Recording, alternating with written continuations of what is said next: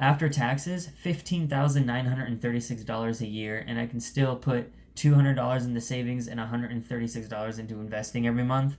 Alright guys, so today I'm going to be showing you how, if you're making $20,000 a year or around that much, how you can pay all your bills, pay for your stuff, and still save and invest. So that's what I've been doing for a long time. I've been a student for a long time. I've started my own business. I've moved around a lot. I've had a bunch of odd jobs, and I've never really made more than $20,000 a year, which is going to be changing soon because I'm about to graduate from my doctorate program. But I've been able to build up an investment, build up a pretty good savings, and still have fun, travel, pay for everything on that amount of money.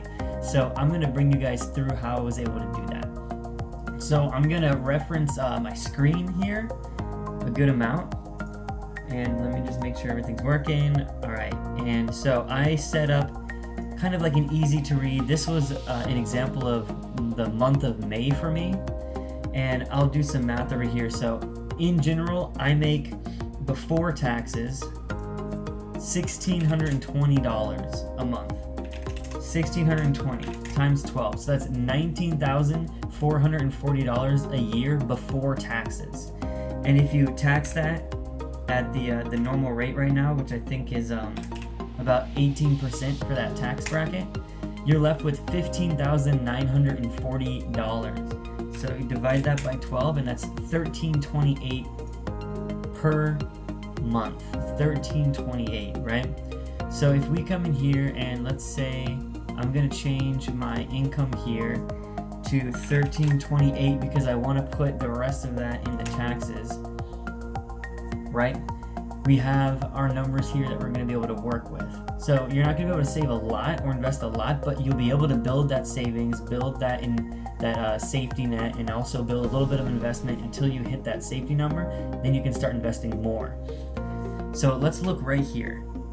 So I make, let's say, we'll take the post-tax dollar amount of $1,328, and my rent. So this is the biggest thing.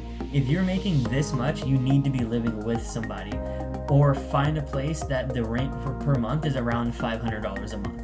So right now I live in a spot that the rent is about $1,000 a month. It's $1,050, splitting it with somebody, and that makes it $525 right here a month for me. So that already brings our number here down. So let's take 1,328 minus 525. So we're at $800 left. So now you're thinking, holy crap, man, you're already under $1,000, right? So after that, I get my electric, my internet, my phone, and all of that combined brings it down. Let's change that number. Brings it so my total cost for the month of just my bills is $686, right? So let's make this $686. So we'll look at this real quick. So now I'm down to $642. So from there, this was my month of May. So I didn't really do very much this month. I bought some groceries at the beginning of the month. I had some sweet frog. I went to Taco Bell. I had some sushi.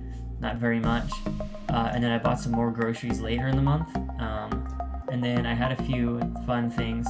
Paid off one of my credit cards that only had $7 on it because I don't even remember what I used that for, and then one of my old statements here, and I just had some fun for $37. So the most expensive things I did this month is one fun day, $37, and then groceries, which ended up being $70 for the month for just me, right?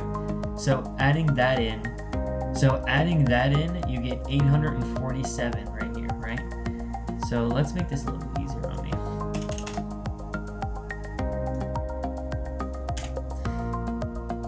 So we'll make it that. So now we're down to 847 subtracted. And then I had a miscellaneous payment this month of $140 because I just paid for my renter's insurance for the entire year. So if you add that on, that makes it $987, right? So now I made $1,620 this month before taxes, $1,328 this month after taxes, minus $525 for rent, $50 for my electric bill, $35 for my internet, $76 for my phone, $140 for my renter's insurance, $96 for food, and $65 for fun. After all that, I have $341 left. Now the way that I look at this is that $341 is how much I have left at the end of the month, and then that gets split up 60-40. So 60 gets sent to savings until I have a number that I want, and 40% of that gets sent to investing until my savings is done. Then I'm going to up that. So if you look over here, I'll have, this is how much I put into savings this month, this is what my savings started at, and this is what my savings ended at for that month. And then this is how much I put into investing this month, and this is how much I started at, and this is how much I ended at for that month with investing.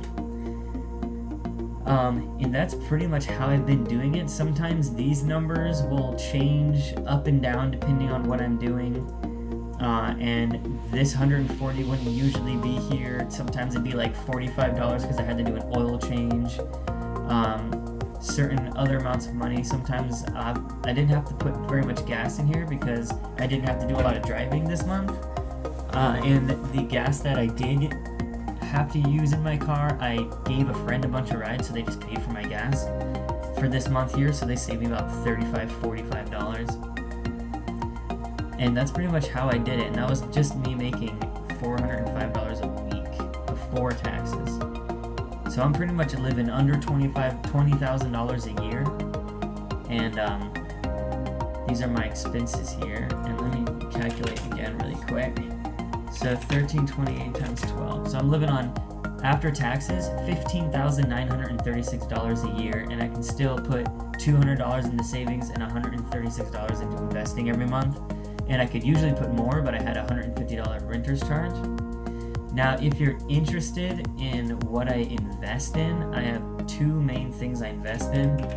I invest in fractional shares in N1 Finance, so I have a dividend portfolio built up in N1 Finance, and I also invest in Ameritrade, and this is kind of my stock pick growth funds here. And I have some ETFs in there, but I also kind of have a little fun with some stock picking and see how that works. And I don't put a lot of money in it because, as you can see, I'm only $2,500 in.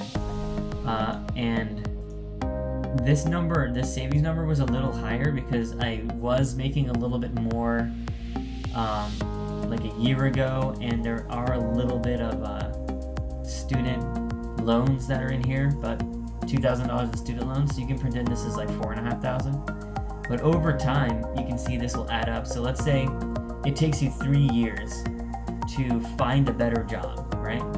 So after 3 years, on this method right here of making $15,900 a year, you would have saved up $7,344, and you would have been able to invest $4,896. And this is if you had something that cost $140 that came up every month. So I think you'd be in good shape. Then you find that better paying job, or you hit, let's say your fund here was $6,000 and you switch to being able to funnel 100% into investments. So if you stopped at $6,000 and you were just able to add money into this investments, let's say you started this and you had 3 years to just put only into investments, which was $350. $350 per month for 3 years, you'd have $12,500 in there, and that's not even counting compound interest for those 3 years. So it's definitely doable. The main thing is keeping your costs low and keeping your rent, mostly that rent, low. Now, if you're interested in how I actually invest, and you want me to make a video about that, then just let me know in the comments below. But I hope this video helped you guys and kind of let you know that even if you're only making $15,900 a year, you can still save up thousands of dollars over the course of the next few years. And I definitely hope no one's staying in that amount right here. But there you go, it's doable.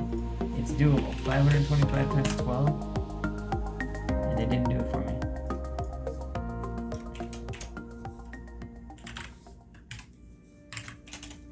$6,000 a year would be just your rent. So keep that rent low, guys. And thanks for watching.